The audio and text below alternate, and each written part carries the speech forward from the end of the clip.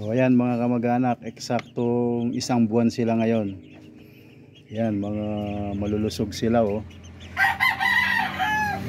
5 lalaki saka 2 babaeng natira mga kamag-anak. Lahat 7 na lang natira sa 10 nating napapisa noon sa ating tinesting na incubator.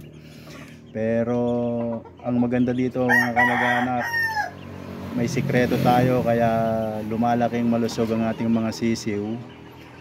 Ang sikreto natin ay hindi natin sila pinapabayaang makagat ng mga lamok at madapuan ng mga langaw yung kanilang mga kinakain. Tsaka nilalagyan natin sila ng balat ng palay, kahit konting balat lang ng palay para may kinakalkal sila sa kanilang kulungan mga kamag-anak.